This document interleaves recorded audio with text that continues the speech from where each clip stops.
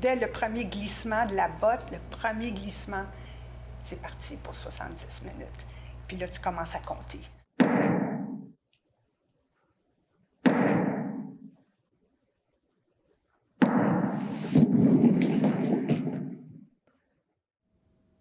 There's a little picture here of me in 1981, and that's a little bit of Jean-Pierre's choreography. You can see I'm in a hat and a suit and shoes.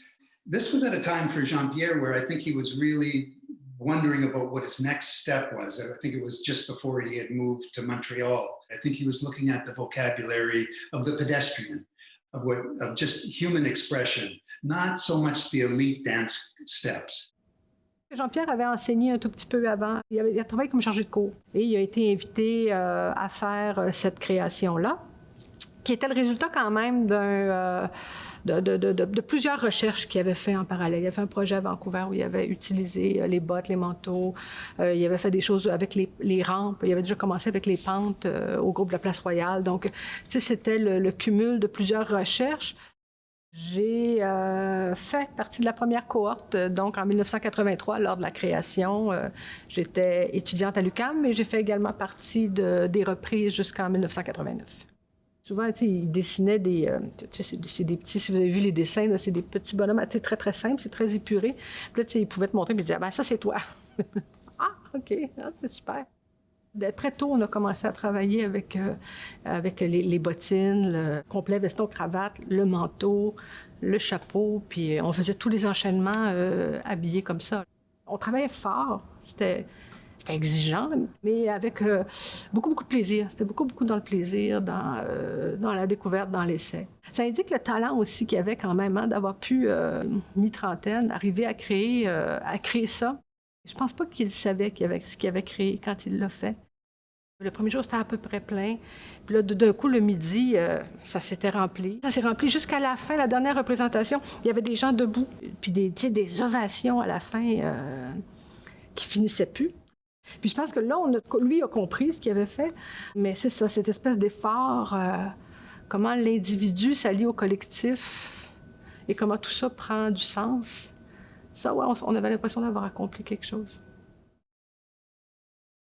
En 83 et en 84, il a présenté ça au Théâtre Marie-Gérin-Lajoie, qui était tout petit. Donc, ce qu'il a fait, c'est qu'il a avancé le proscénium pour pouvoir agrandir la scène. Et c'est comme ça que, tout à coup, ils se sont rendus compte, en faisant ça, que l'espace scénique était devenu comme un tambour. Philippe Auvry, qui a fait un travail fantastique de sonorisation depuis 83 jusqu'en 2004. C'est le seul qui a traversé toute la panoplie des Joe. Il y avait les 24 étudiantes initiales qui l'ont fait. L'œuvre était un peu plus courte, je pense qu'elle était 45 minutes. Quand il l'a repris l'année suivante, il a gardé une dizaine des étudiantes. Le reste, il a monté l'équipe à 32. Ça a été notre entrée dans la cour des grands. Nous, on connaissait la pièce. Paradoxe, on était les plus jeunes, mais c'est nous autres qui avions le savoir de l'œuvre, donc qui pouvaient faire la transmission à des gens qui nous avaient enseigné quelques années auparavant. Joe est probablement une des œuvres, de par sa facture, de par la simplicité chorégraphique, mais l'efficacité de la proposition. Je pense que c'est une œuvre qui transcende le temps. C'était une grande chance de pouvoir débuter sa carrière professionnelle avec une œuvre comme ça. I have very, very distinct memories of seeing this work for the first time, and everything about it completely bowled me over. I had never seen a dance like this. The scale, the impact, the sound, the costumes, the lighting, everything about it was just so different. J'ai été chanceuse qu'à l'époque, en 1994, je faisais partie de la compagnie de danse Dance Makers. Et puis, ils avaient décidé, avec la Fondation Jean-Pierre Perrault, Dance Makers et Winnipeg Contemporary Dancers, de rassembler les trois compagnies pour faire une tournée nationale. I think it was Tom's idea, and he managed to convince everybody else that it was a good idea. So I phoned them up and said, listen, why don't we put all of our companies together and do a tour of Joe? And at first I thought, well, okay, we can do something in Toronto. through Dance Makers and something in Montreal, of course, and then something in Winnipeg here. And Jean-Pierre loved the idea, and then he took it and ran with it, and then of course the tour expanded. Je voulais vraiment que les danseurs de la compagnie de Dancemaker fassent l'expérience, qui pour moi est une expérience profonde, de cette poésie physique.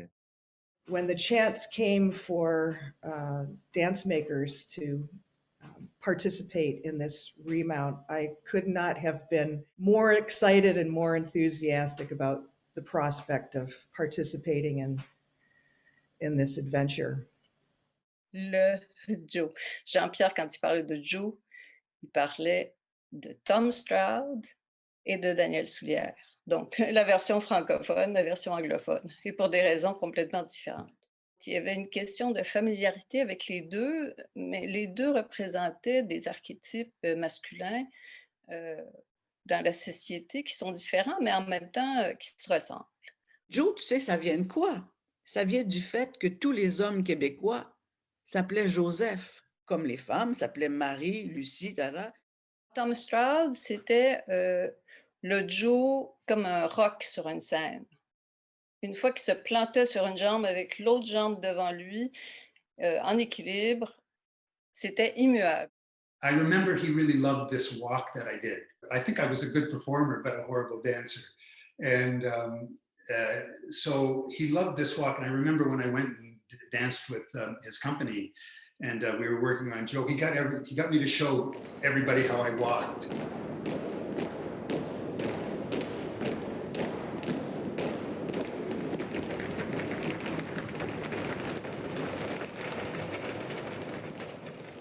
Most of the time, Janelle Chagnon taught the classes. She's a wonderful teacher. And occasionally Jean-Pierre would teach, and his classes were always funny.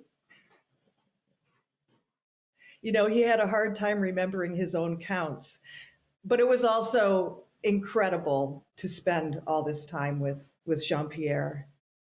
J'avais été répétitrice pour lui pour la pièce qu'il avait repris à Québec qui s'appelait Calliope. Et on s'était très bien entendu sur le travail. Il a compris que j'avais compris quelque chose de l'extérieur. Je pense qu'il a compris que je commençais à voir ce que lui voyait. Quand on a fait en 1994 cette reprise, c'est le moment qu'il avait choisi pour me refiler les rênes de cette œuvre-là parce qu'il voulait s'en séparer. Il voulait s'en délester de la responsabilité parce qu'il avait toujours l'impression qu'il se faisait retenir par Joe. Some of the sections had intricate counts, numbers that you had to remember. Other sections were kind of led by group leaders. Quand j'ai dit, mais comment tu fais pour choisir tes danseurs pour faire Joe, Jean-Pierre? Il dit, un jour, c'est toi qui vas le faire. Ben, si tu n'es pas certaine, même si tu l'imagines avec un manteau et un chapeau sur lui, ça se peut que tu ne le vois pas encore. Tu l'amènes dans le studio, tu lui mets un manteau, des bottines puis un chapeau, tu vas le voir tout de suite. Et il avait raison. Jean-Pierre, il faisait son casting dès la première semaine de répétition avec les danseurs. On apprenait les séquences de groupe d'abord, puis ensuite, comme il y avait des partitions solo, des partitions trio, duo, quatuor, sextet, etc., quand les danseurs portaient les costumes et qui dansaient les séquences de groupe, Jean-Pierre, tout à coup, les apercevait et il disait « Cet archétype-là va bien aller avec cet autre archétype pour faire ce duo. »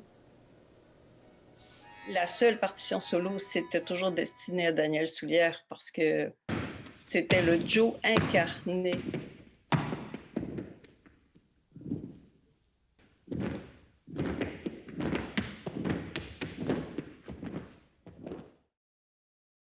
When I was part of Joe, it was just after Jean-Pierre's passing.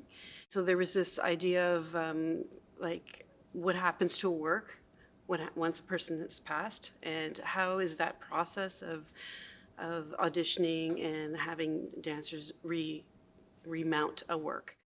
J'ai un souvenir de l'audition, surtout la rampe. J'ai comme un bon souvenir très clair de sauter sur la rampe à l'audition. De savoir que j'ai été prise était vraiment très, très, très grand pour moi dans ce moment-là de ma carrière. Le moment de choisir les bottes et le manteau aussi. Oui. Je me souviens, c'était tellement un moment avec les racks de bottes puis racks de manteau, puis de trouver Ton la manteau. tienne, là. Ouais. Oui, de trouver ton Joe avec ta cravate, tu sais, puis... Ouais. Je me souviens d'avoir une petite tristesse de ne pas rencontrer Jean-Pierre, de ne pas avoir accès à l'âme arrière de l'œuvre. A choreographer can be present even if he's physically not there. He's there. I like this idea of always being in that present moment, no matter what the circumstances are. Ma première rencontre avec Joe, c'était quand j'étais au secondaire. Parce que mon enseignante en danse avait eu Jean-Pierre comme prof à l'UQAM. Donc, elle nous avait fait une espèce de chorégraphie à la manière de Joe. Some of the dancers that were in Joe in 2004 had danced previously in their pre-professional programs, and now they were professional dancers. So there was also that knowledge that they had. And then other dancers who had never come in contact with Joe, there was this learning process through video, through speaking with Janelle, being with me, being together in the studio together. The tour was both wonderful, joyous, and completely complicated. The joyous part was we toured Europe, and people in Europe knew Jean-Pierre's work, and they were really, really excited to see it. And the audiences were very welcoming. Le plus beau Joe que j'ai jamais vu de ma vie, c'est à Berlin, en 2004. Les Joe ont dansé avec brio, avec ensemble, avec force, avec confiance. Et l'ovation qu'ils ont eue à Berlin après ce spectacle-là a duré, je pense, 10 minutes, 15 minutes. Joe, en gros, quand je me remets là, je nous revois dans le début de la pièce, comme ça, sur place, tu sais, puis d'être juste dans l'écoute du rythme qu'on commence ensemble. Dans l'œuvre sur scène, avec tout ce monde-là, c'était une famille. On avait vraiment une immense famille, puis tellement de liens différents à faire, puis d'amitié, puis de rencontres différentes. Quand tu as dansé Joe, tu n'oublies jamais les gens avec qui tu as partagé la scène ou la tournée. Puis nous, ce qui était spécial, c'était 3 compagnies différentes canadiennes. Alors, ça a créé beaucoup d'amitié.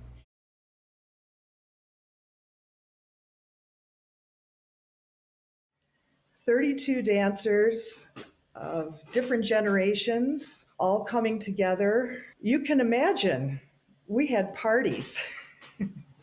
We had lots of parties. Quand on est arrivé à l'aéroport de Québec, ils avaient averti tous les médias avec les caméras parce que les Joe arrivaient en ville, en avion.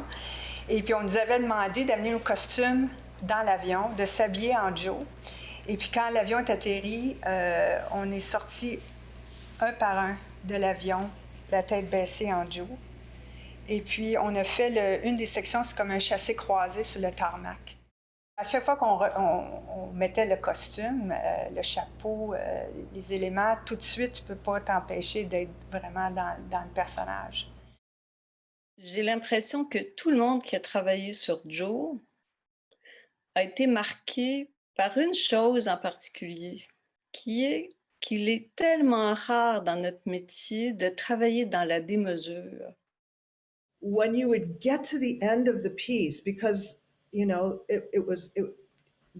piece had this quite big climax where we're running up the ramp, down the ramp, across the ramp, and then we go into this last big dancing sequence. And honestly, by the end of it, your heart was just pounding out of your chest. The sweat was draining down your body. You were so hot you could hardly breathe, catch your breath.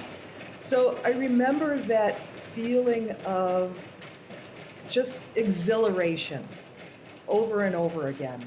Exhilaration to, it's like running a marathon and you get to the end of it, it's like, wow, I made it. Il y a une satisfaction personnelle en tant qu'interprète de réussir à danser Joe. Non seulement seul, mais avec le groupe.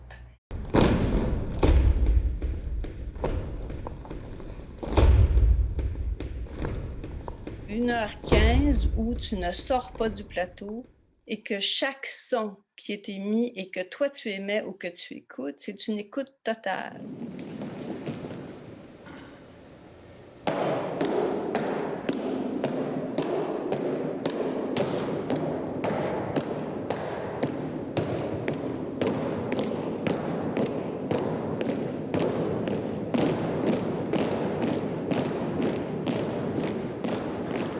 Le fait d'être beaucoup à cause de la trame sonore qu'on produit. C'était autant dans le sens de Louis que d'être avec eux dans le senti, la puissance du groupe.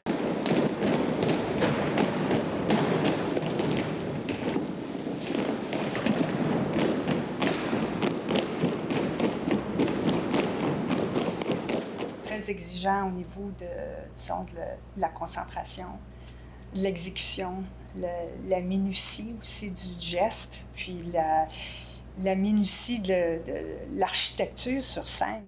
Joe, c'est pas seulement la danse.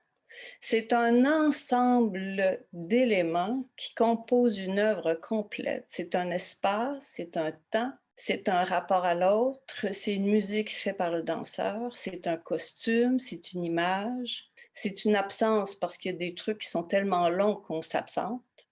C'est mon imaginaire à moi, c'est l'imaginaire du chorégraphe, c'est le concept, c'est un ensemble de choses. La lumière bleue profonde de Joe. À l'intérieur de ce monde, il y avait une espèce de trilogie. Il y avait l'espace visuel, il y avait l'espace sonore et l'espace sensoriel. Et cette trilogie, elle a créé une façon nouvelle de regarder la danse. Tout le côté sonore, j'ai jamais eu une expérience comme ça encore dans ma vie. Ce travail sonore de faire to be the partition at the same time as dancing.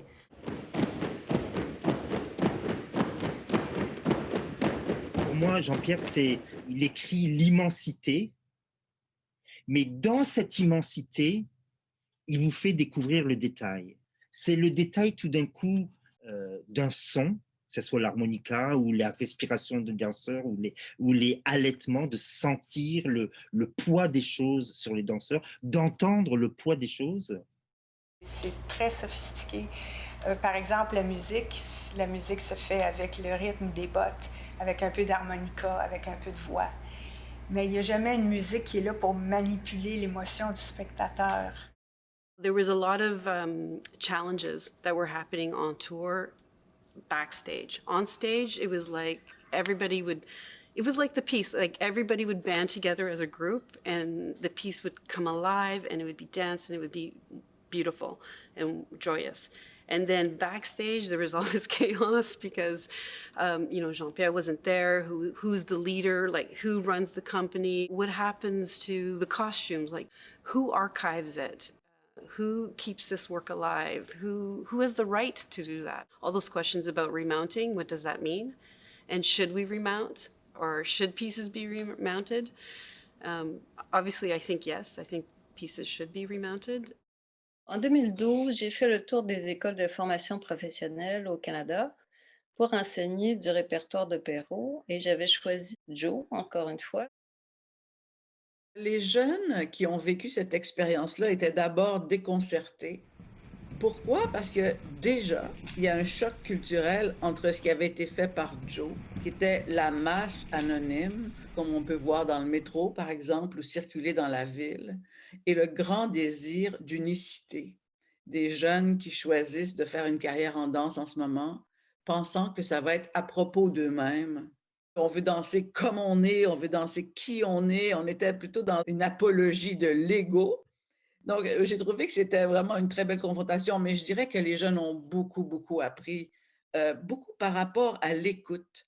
La plupart des jeunes étaient plus ou moins intéressés que la création ne se fasse pas live, que ce soit des pas appris, déjà faits, sur mesure, sur d'autres personnes. Quand je pense répertoire dans mes fonctions de directrice artistique de l'École de danse contemporaine de Montréal, c'est toujours d'essayer de jauger qu'est-ce qui est mieux de mettre de l'avant et qu'est-ce qui va le mieux instruire ou préparer les artistes de demain. I think that that it has had a huge impact on the new young generation coming up, but it's not one that they will know directly. It's come through us, you know, and how we think about dance, and then when we teach them. It's like an oral history. Like they're giving you the dancers of the who had done it in the 80s, like have given their experiences or their information. Cette transmission aussi d'un interprète qui l'a dansé et qui te le donne, ça fait partie de continuer à construire ton imaginaire à travers des pas qui ont déjà été foulés. L'importance de revoir des œuvres, surtout des très bonnes œuvres, c'est on ne le fait pas assez en danse contemporaine. Pas toutes les œuvres vieillissent bien également, mais je pense qu'il est vraiment important d'y retourner pour comprendre d'où on vient, de l'évolution, puis aussi, je pense, après ça, d'avoir la modestie de voir qu'on n'a pas tout inventé. Je trouve que Joe, en ce moment, parle de solitude d'une manière qui va parler aux gens autrement que quand elle a été créée.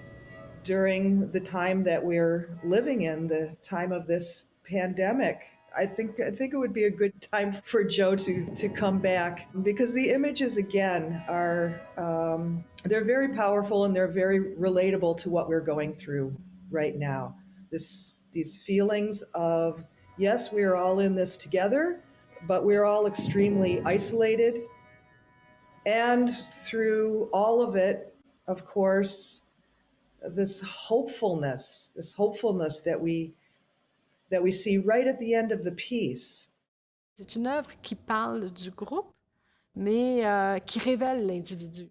Plus le groupe est uniforme, plus les singularités de l'individu vont se révéler. Puis c'est ça que ça disait, cette œuvre-là. Ce qui est beau à la fin, c'est que ce monde qui se déroule, vous pouvez l'emmener avec vous et puis vous pouvez regarder votre monde dans lequel vous vivez. Et la touche finale, c'est que vous le regardez maintenant, votre monde, en sachant qu'il y a de la poésie dedans. C'est ça, c'est fantastique, c'est extraordinaire.